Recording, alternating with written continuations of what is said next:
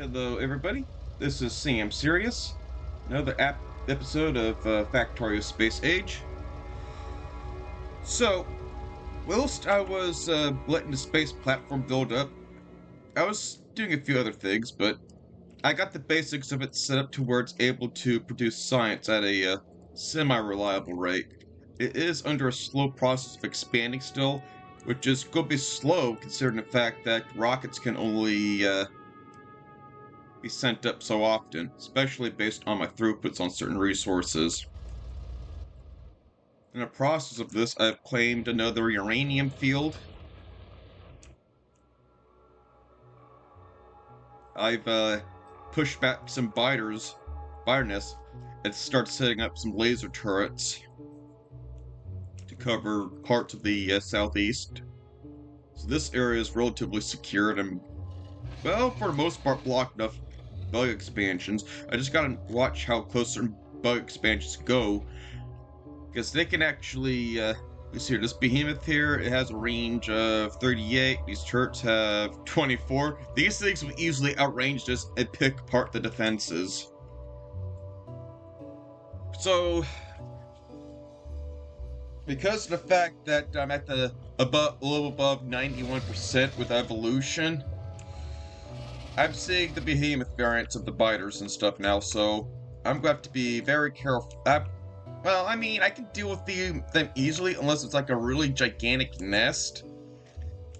But even then, things are getting a little bit urgent. Luckily, because of the fact I got space science, now I can focus on maxing out my weapon damage. I've set up a grid here, a defensive wall here, in response to a bunch of turrets that got destroyed by a nest that had the same problem I described before. Same deal with the wall up here. I did decide to leave the turrets here because of the fact that biters in general has no resistance to physical damage. Even the behemoth biters aren't outranged by these turrets, so these turrets are able to deal with them. So I'll focus on the distant spitters first, and the lasers will deal with the biters that start to come up close in priority. So you're able to set priorities on these targets. I'm doing this with turrets that are backed by laser turrets. These are best to focus on any biters that come along, since they have a fair amount of physical resistance. In the process of this, I've also been doing some expansion works on the rails. I'm getting ready to claim the copper field at some point. I'll probably set up a system here for the oil field here. Not that I need oil badly right now, but something to guarantee throughput into. Helps distribute the load equally across all oil fields. Now, slowly being built in the episode is a nuclear reactor. So most of these reactors are adjacent across 3 reactors, so a lot of these will have a 300% neighbor bonus. That's pretty much as far as I'll give these. If I can go for 100, but problem then comes how to route uranium cell to these. This reactor here, with neighbor bonuses and all that, is able to produce 2.08 gigawatts powers to be exact. On top of that, I'm able to create like a very large cache of steam here, so that way from empty to from being completely empty, the 200 seconds of the fuel cell burn time would be enough to almost fill these tanks, but with a slight buffer. Well, actually, it will be under that, but what is, should these start dipping below 5,000 units of, should one of these tanks start dipping below 5,000 units of steam, because of the fact that fluid tanks share each other's fluids equally as possible, I can get away with just having one tank being red with this reactor here to gauge off of that. So it's pretty much this tank, the fluid quantity of this tank times 336 tanks, each storing about 25,000 units of fluids. They will be equally dispersed, so it will be by the time that this starts running very critically low on steam, these reactors will be hot enough to start producing steam at a reliable rate to either keep up with demand should this reactor be running at peak, or to fill up the steam up. And of course, regardless of throughput, it'll always fill it up to the point where it will barely have a buffer space of unused steam. So this way I'm not wasting steam with this. So theoretically, this reactor should be 100% efficient with its steam usage. And it should be able to do so at all circumstances, considering that I compensated for the cache size of this for steam and all. Plus 2, I'm having this being controlled by a circuit network. So the long arm inserters are grabbing exactly one uranium cell into these reactors. By the time these react back, stuff like that, this should be able to know not to tell these arms to add in another cell, just based on the fact that one, having each of these reactors being able to read all the all their contents, including what's being burned right now. So one burning cell does count as an item in the system.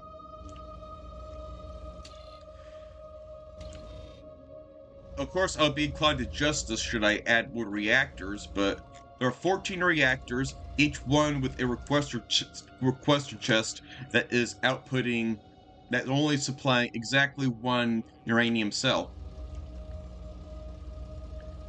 Which means it will not tell it to move the insert arms when it sees anything but 14 uranium cells. And because the fact it's an exact number 2 as well, also guarantees that I'm not undersupplying any of these reactors. By the time this does its thing, it should be able to read. It should be able to have one cell supplied to each of the requester chests.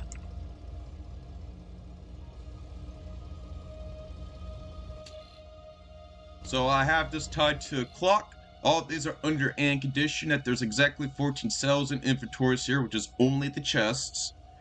It's also reading only one temperature of the reactor. Because of the fact that these reactors are going to be fed fuel cells and be running out of the fuel cells exactly at the same time, I can get away with just reading temperature out of one reactor. And as I explained about the tanks before, it just needs to read one tank to be under 5,000 to allow an and condition to insert another uranium cell. And these here are enough to burn through an average of 2.08 gigawatts of power with the steam here. And the line of pumps I've set for going into tanks and going into the steam turbines here, it's a little overkill, but makes things simple in terms of placement and guarantees that that no system will get cavitated on steam. By the time these reactors reach right around 800, 850 to 900 degrees, all of the outermost heat exchangers will be receiving a hot enough temperature to start producing high temperature steam.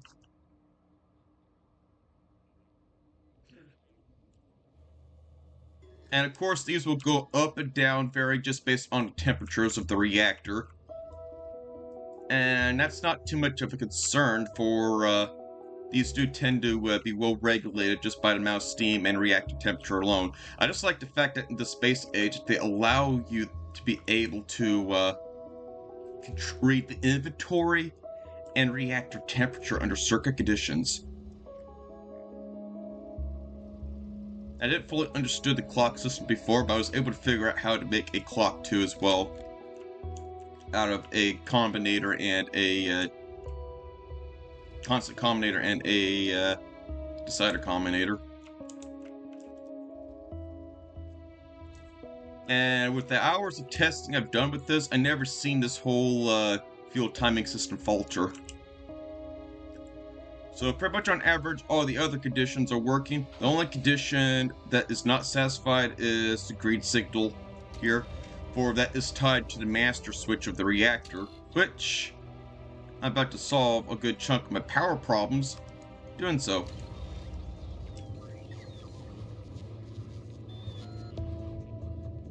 Now this should be reading 28. Yep, 28, which is not exactly 14. Now, it may require a double dose of fuel cells here in order to reach up a very high in temperature, but should at least get it to the 500 degrees necessary to at least get some of these going. I have chosen 900 degrees, even though it's not going to be reaching that very often. I do find that that temperature range doesn't have these reactors be burning. I haven't seen these reactors go up to 1,000 degrees yet, and only need like 800 to 850 degrees to have the outermost edges of the heat exchangers going.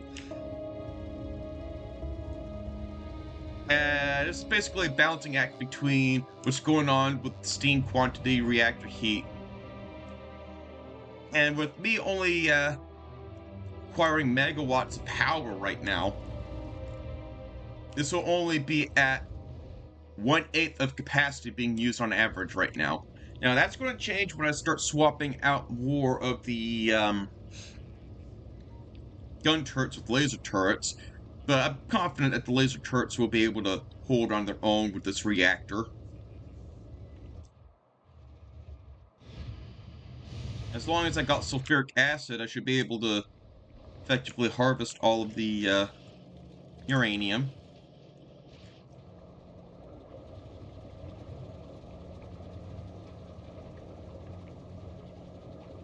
Yeah, sulfur production ain't hurting much right now. I project it won't be, considering the amount of refineries and chemical plants I've set up. Even with productivity, they're doing pretty decent. Everything is being continuously distributed equally in terms of fluids.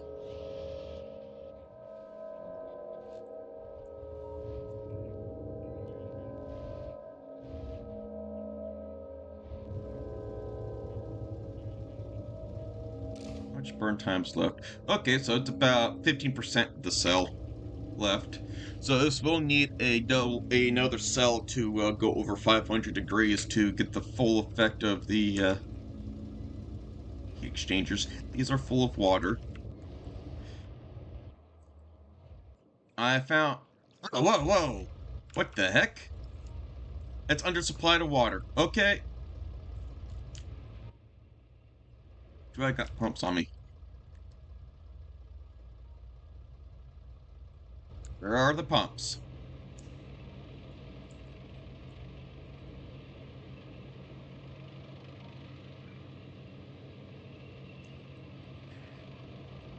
Well, the good news is that one pump should be able to keep up with the power demand that the reactor will require, though I'm unfortunately going to be wasting some heat with this. I thought I got plenty of those tanks set up. I guess I didn't.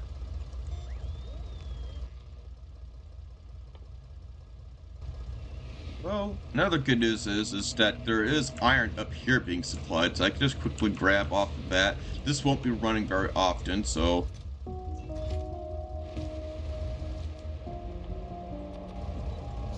Okay, crisis averted.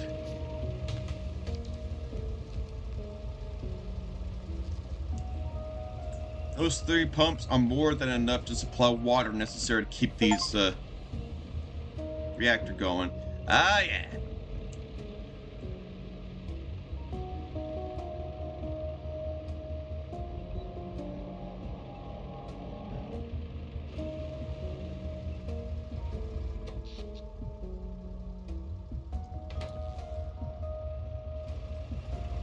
It's not going to be a straight out 2.08 gigawatts of power at once, for as these reactors heat up, more of these heat exchangers will be able to convert water into steam. So the gains will be slow, but look at that, it's 1.8 already.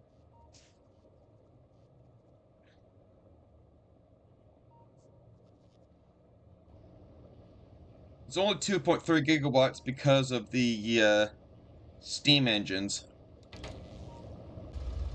that I have set up. I did set up another steam engine towards the south, but considering the fact that the reactor's here now, this should actually dramatically reduce pollution off of these steam engines. Which then means I won't be consuming as much coal out of these, pollution won't be as extreme going out of the turret ranges.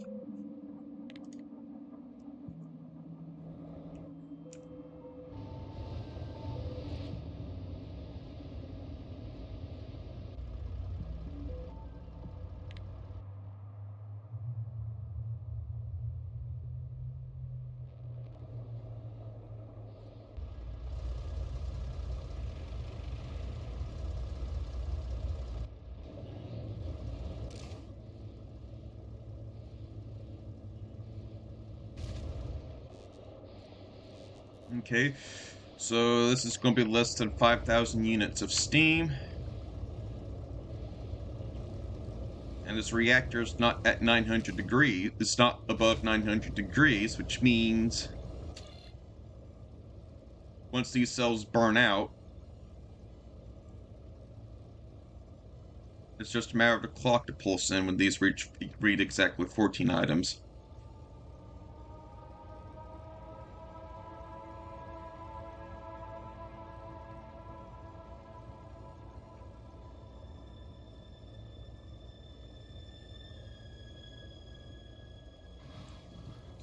There we go.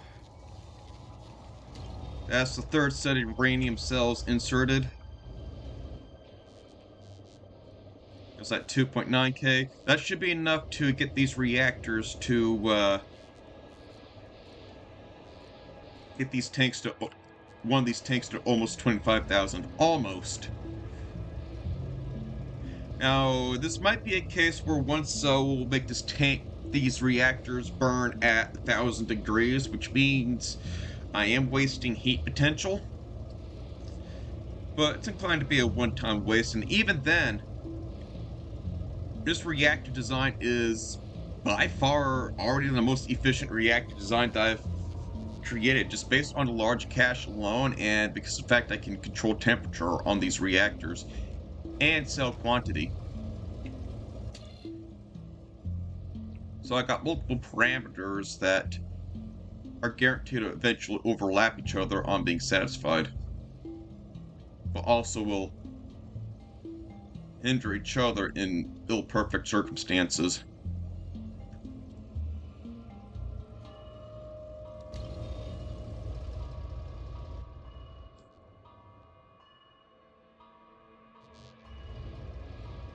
You know what's crazy? I am not seeing any pollution values come out of these.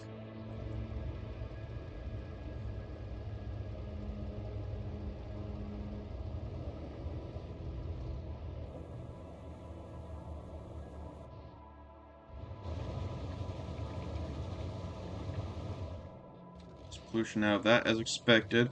Oh yeah, I'm also slowly upgrading these machines to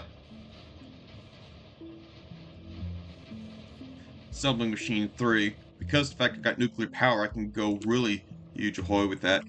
Even if these two steam engines before, it's guaranteed not to keep up with demand as needed. Especially with the centrifuge processing here working its magic.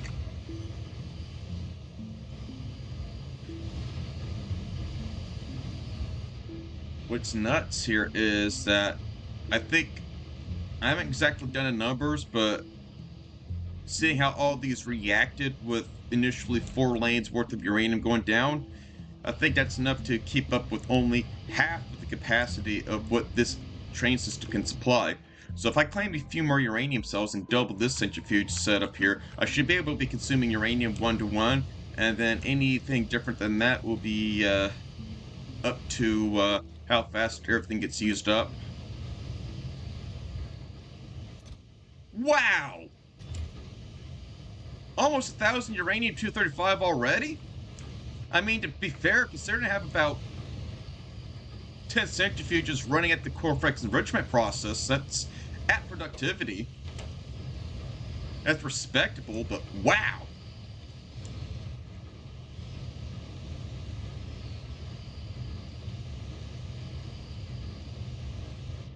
Now, this process here is pretty polluting on its own, especially with how many of these are present and how many of these centrifuges have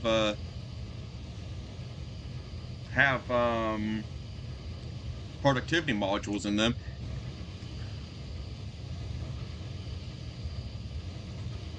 There is one thing that I can do to improve these here, though, and that is to double how many of the uranium-235s these things store up to guarantee a seamless production. Because the only reason why they paused briefly is because of all the items going out of it just to be put back in, with extras running off the belt. I deliberately put a regular inserter in here with a receiving bulk inserter in there, add a splitter system prioritizing the centrifuge system to guarantee that these bulk inserters will supply any uranium all the way up to what these centrifuges absolutely need.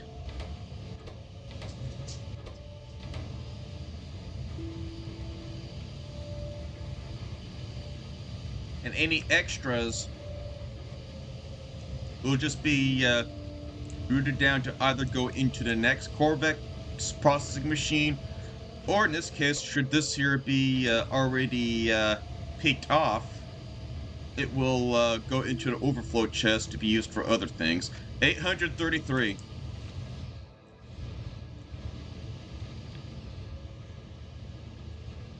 Okay, I gotta see what's going on. So it's producing 0.61. 0.61 times 20. I believe it's 20.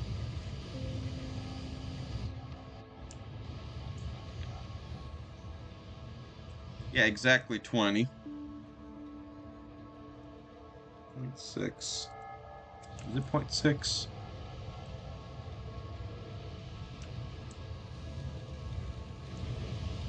Well, it's 0.61.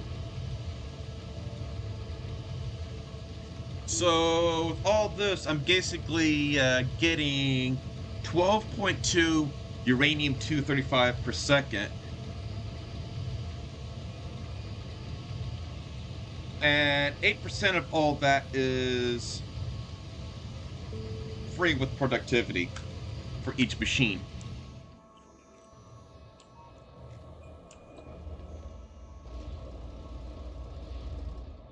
I should be really cashed up on Steam. That I am.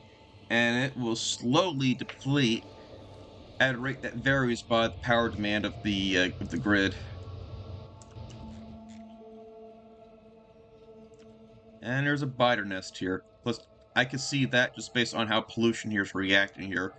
So in a way, pollution is a bit of a risky radar in this game.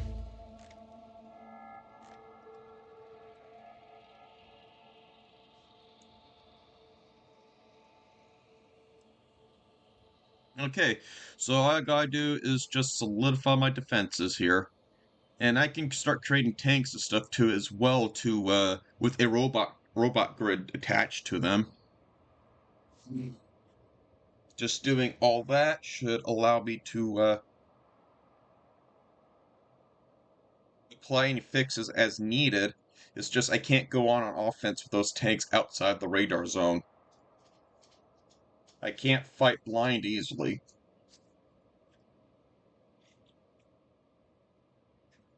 I'm just only entertaining that thought just based on the fact that I eventually will want to be coming off of Novice. I will want to expand off of Volcanus. The lava there is an infinite source of certain resources there.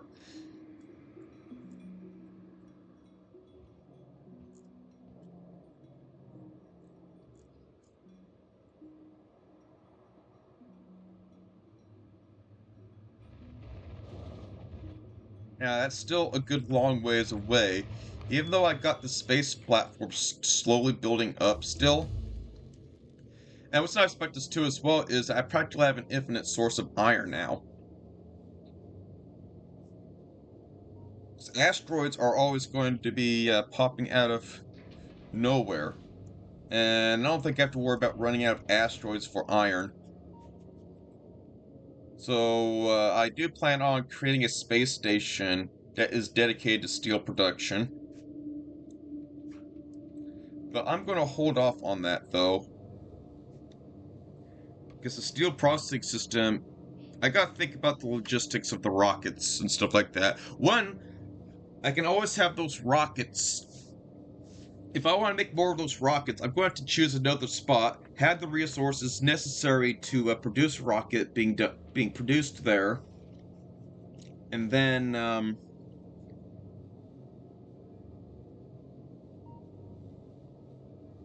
being able to have the factory to supply resources necessary to send things up. Rocket, it's a very expensive way of sending things up to space. And iron is a backbone resource I for sure will be needing. But theoretically, should I get things on space reliably done enough though, I should really be eventually not be needing novice to harvest any iron fields.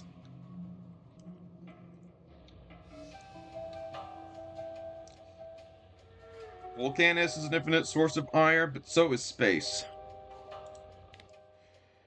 The first ship I want to build here, I originally made a cargo ship before, but it wasn't as good, and even then, the energy grid wasn't keeping up with the laser turrets I've set up, but what I want to make is a dedicated iron trawler.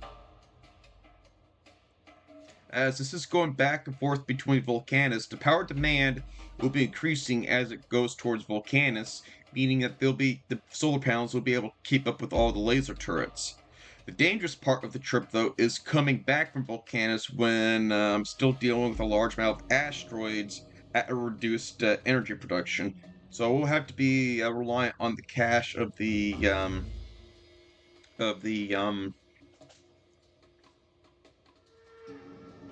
accumulators. I did create like a timer system to limit how much of the oxidized certain fuels going into the thrusters.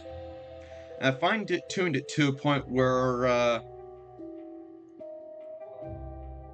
the trawler can go recently fast, but not so fast to where the defenses are overwhelming the power grid.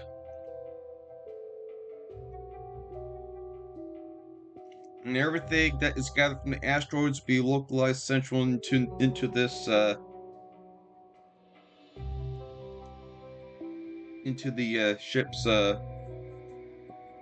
platform hub, which then will route all the filtered items and all that into all their respective places, which in this case will be two smelting arrays that have productivity in them.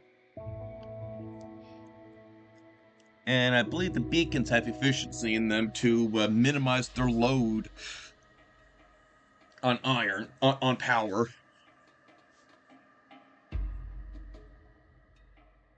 I got the crushers on productivity too as well, to maximize yields.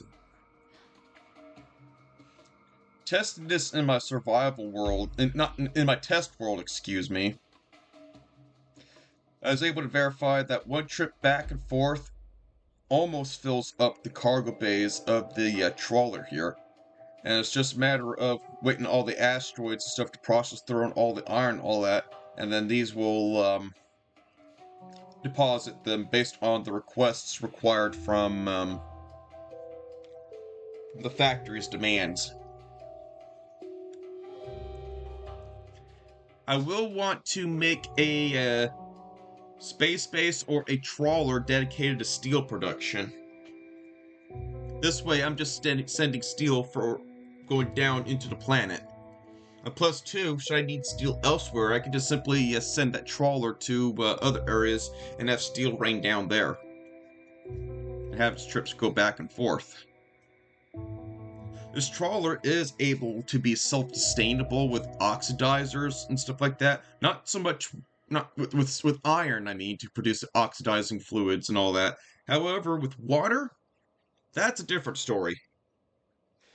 Good news is, though, is that I can send a whole lot of fluid barrels up into it to have all the fuel and oxidizer produced to it. And I can send a very large amount of that in these barrels through rockets and all that, even though rockets are expensive to make.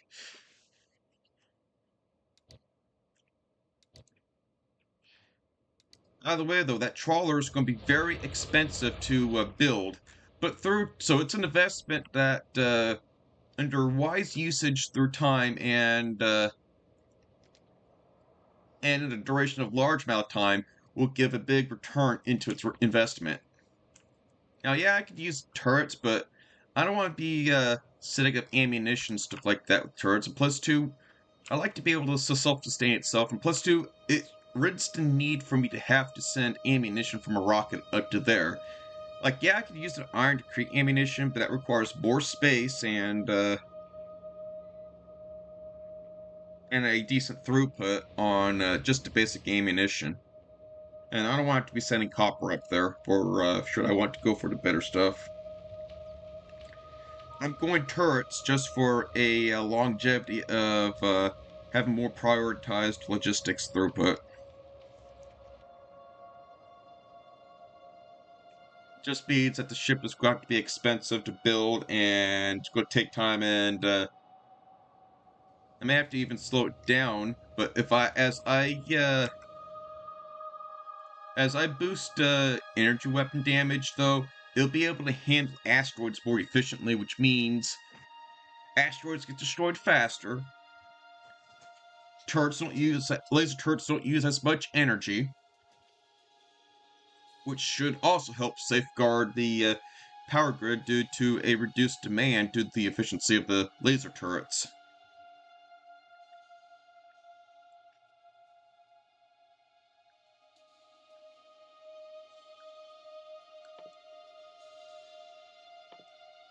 Now that's a faraway goal for the moment, but in the meantime,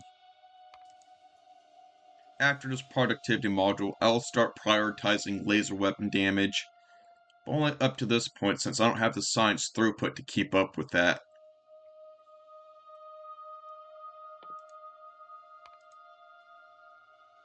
I can at least start adding more to steel productivity. This should bring it to 40 to 50%, and I'll just leave it as that. Actually, I think I got 30% steel productivity right now. Let me look at my bonuses. No, it's currently 40. This will boost that 40% up to 50. So focusing on that actually helps me save a whole lot of iron. Like 40% productivity basically means I'm producing more steel at a slightly reduced iron cost. That's basically it's basically 2 iron plates worth of iron going into steel being produced for free.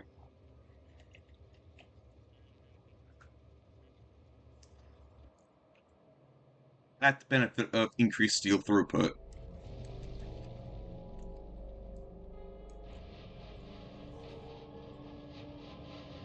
I will want to bog this down with productivity, though. It'll help me save more on resources.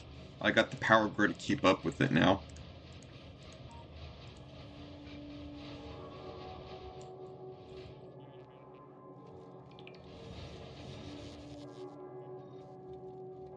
And I got a ridiculous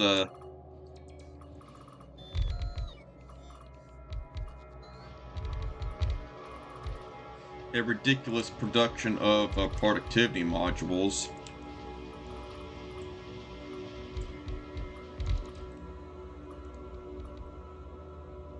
You know what, why am I doing this here when I can just simply...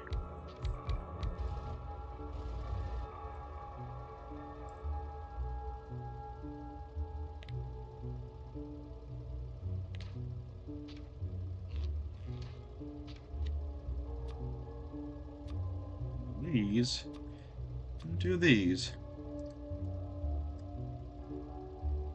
I'm not going to specify what modules to put into that, but it is nice to see that I have that option here. I'm going to keep them without modules for now. Because I just want to target the whole base this way.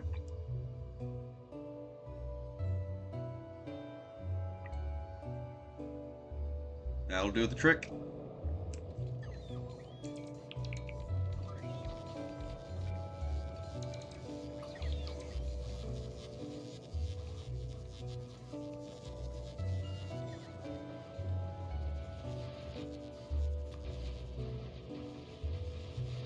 These machines are going to be producing this slightly faster.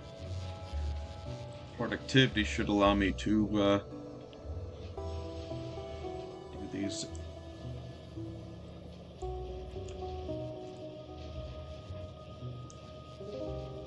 And a more slow rate.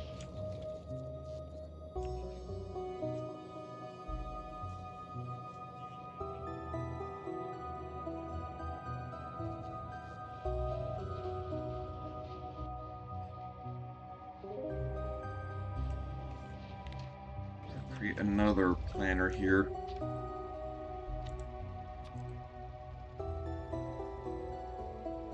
I don't know if this is going to work, but I would like to be able to see if I could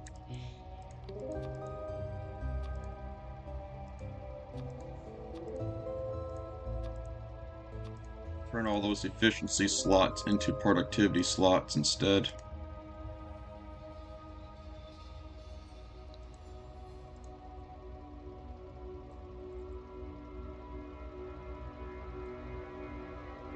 There, I'll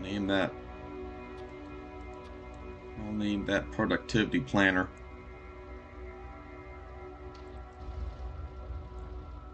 And I'll target a small selection of machines this way.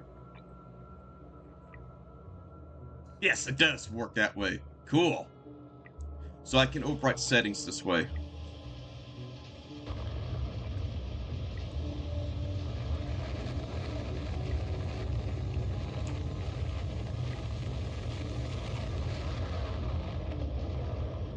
Now, productivity modules are not intermediate.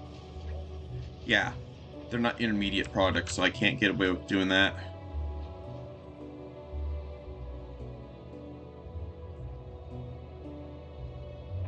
Can I do that with that? Nope.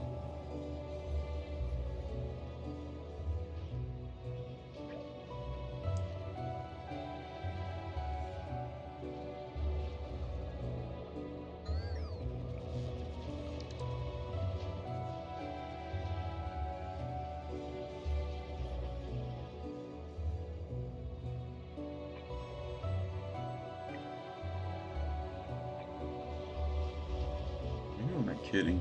I could just simply do this. Voila.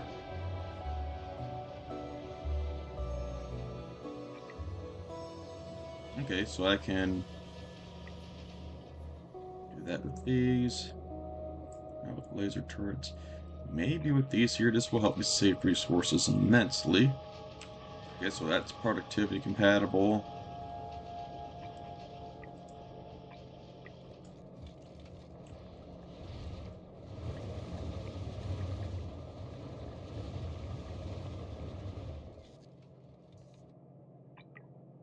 Yeah, thought so. I can't do productivity on military stuff, unfortunately. I can do productivity on these, though. Now, of course, it's going to majorly slow these machines down. But right now, I'd like to be able to save on resources.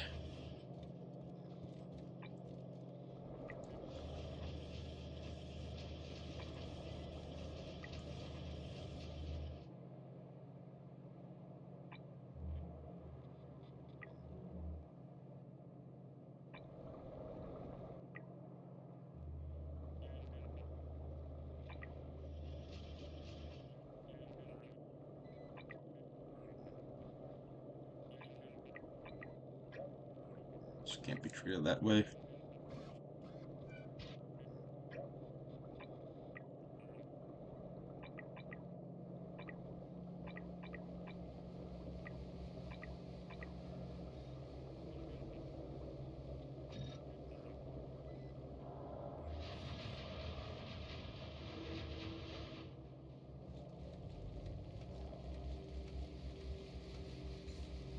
I don't need to be producing a lot of these resources extremely fast, so.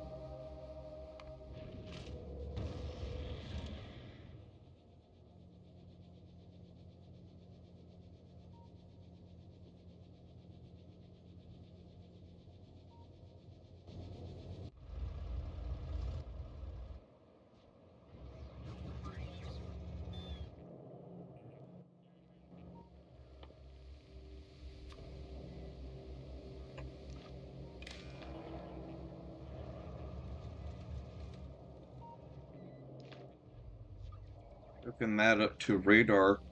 All the radars are on the same surface. We'll be able to read each other and be able to read each other's signals without having to be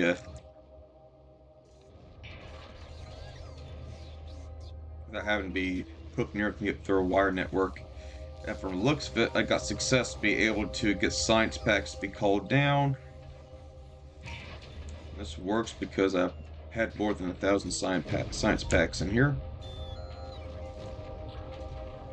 That's not even 1,000.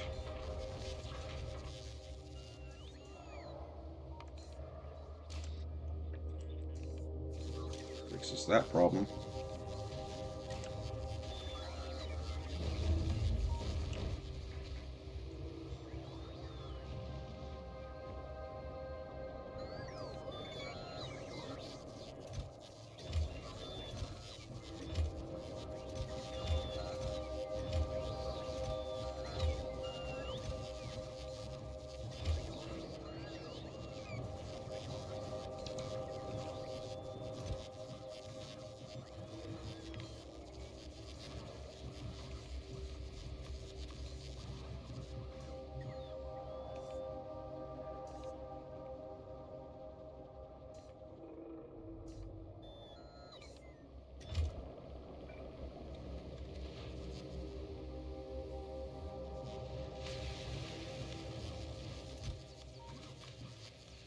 Have this here request all the sciences.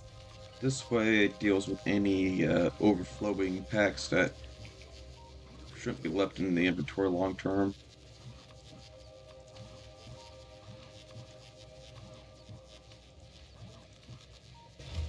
Fixes that problem.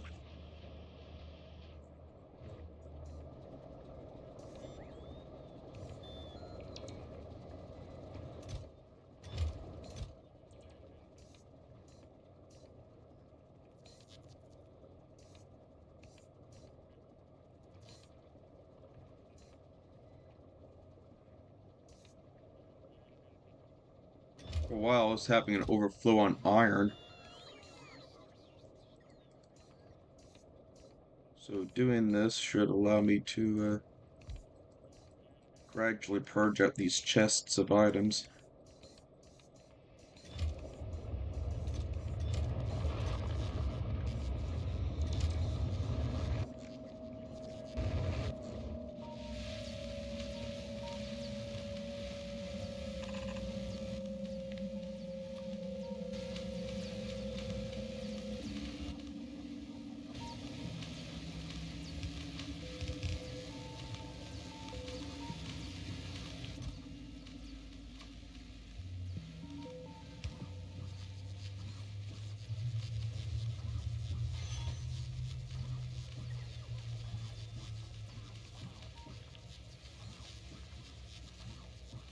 I just wish I could just shift left click this along the inventory slots.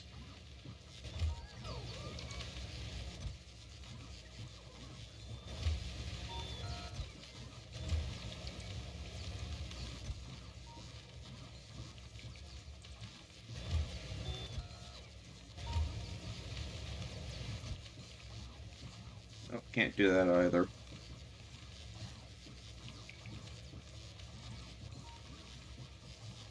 I do like the fact that you can have these chests pre-request a bunch of items, even in chest systems that really isn't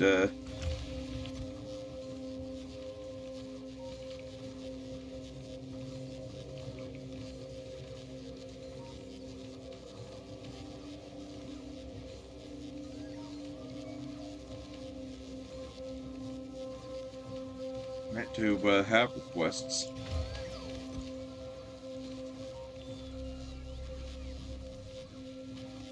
I am going to eventually have to restructure this base before I go to Volcanus. This base was originally just a put-together base to be able to get things going.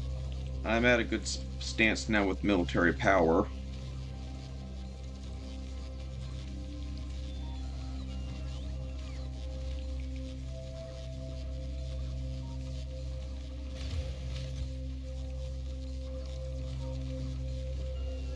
I can infinitely expand upon that.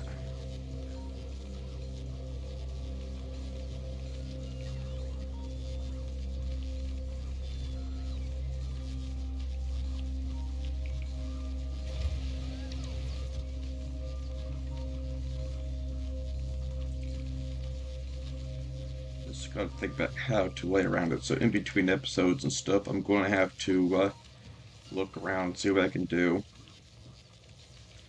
I'm thinking for sure I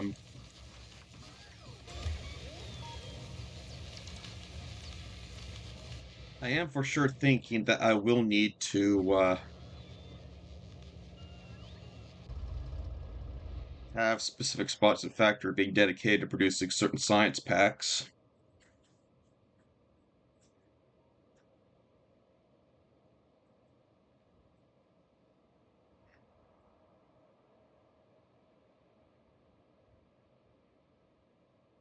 And have a central factory be necessary to produce infrastructure.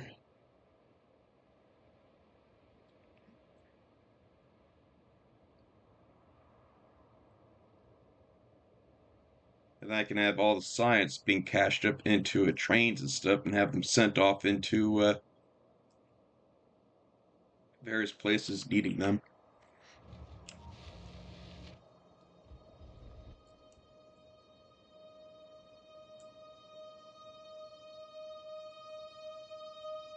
Well, some places, though, I'll probably want to have a centralized processing.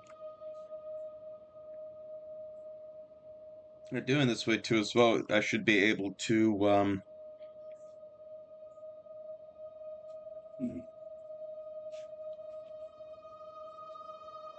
expand off the modular bases too as well, with more room to work with rather than having to problem solve in a very large space.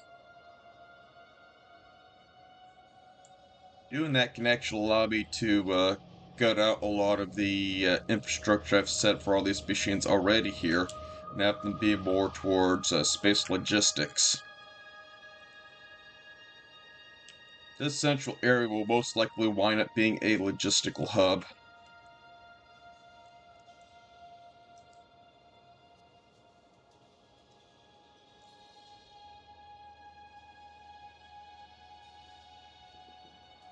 It'll allow me to redirect more space towards logistics. And with a lot of these machines out of the way and other modular bases being designed to handle a throughput, I have more space to have resource dedicated throughput.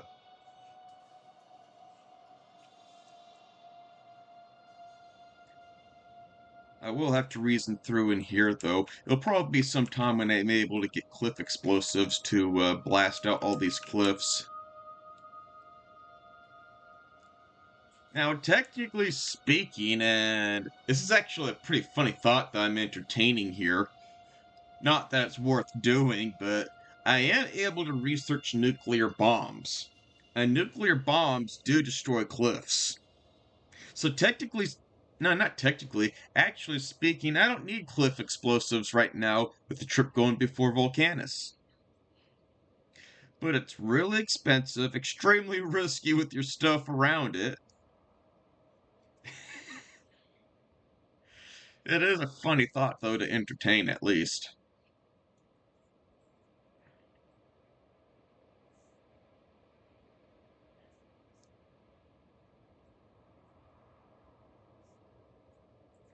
You know, thinking about this more and more too as well, with space and stuff delivering resources too as well, it, especially with Volcanus being an infinite source of of iron and copper, I believe, it does entertain the possibility too as well that I can have what I get from planets being redirected all over Novice towards research central stuff. So this probably means that for the future, Novice here may be, other than resources that's an absolute must, may not be such a plant that I have to get a lot of resources off of.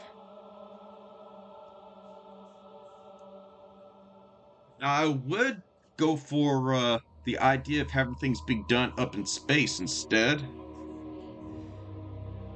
Um, One, I would have to send all the sciences and stuff up in space, and two, when it comes to like biolabs, I believe those are only a novice exclusive building. So for the long run, it's better to have novice be at the research central place. I'll have to entertain that idea more and more as time progresses.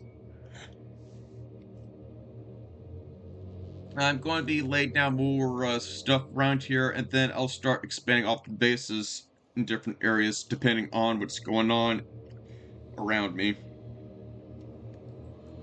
Which means I have a whole lot of planning and tinkering to do, but whenever I'm able to make very significant advances, then I will be proceeding towards making another episode at that regard. I was wanting with the series to have it as a playthrough going across, but I'm at a point with this game now, though, that it's going to wind up taking a very long time for me to grind to that point, and I don't want to have like a lot of episodes being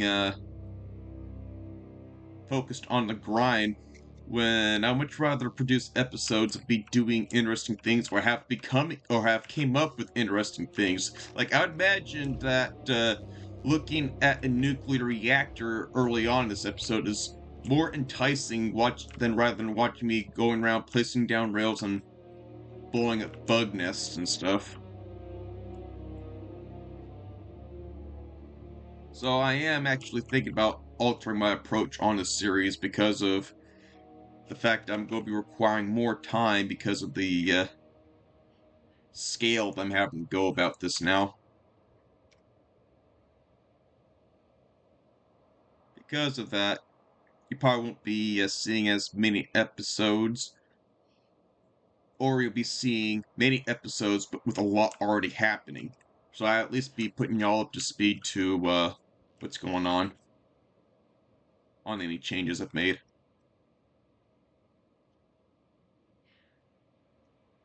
Either way, I'm starting to touch wool on things. And you know what? It's actually kind of nice to be able to play Factorio vanilla fashion a lot differently than traditional Factorio. Before, you just set up a rocket silo, put everything into it, put some rocket modules in it, and whammo. Lots of science coming out of a silo. I just like the fact that you actually have to create production necessary to create space science rather than just have a silo just award you those items. It's actually, it makes space science more, not purposeful, but more of an intuitive accomplishment. Because they're actually working at the very spots directly with resources up in space, producing space science in space, and having them sent down.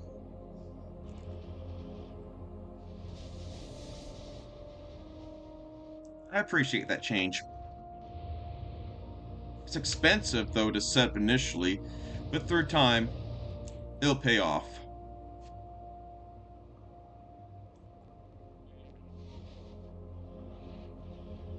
Anyhow, y'all, I got a lot of building, a lot of planning, and a whole lot of territory safeguarding and claiming to do.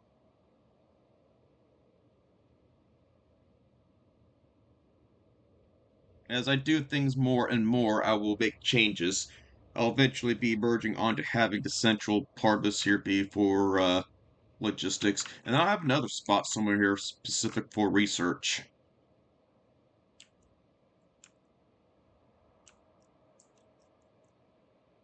Anyways, y'all, I wish y'all well and take care. I'll see y'all in the next episode of Factorio.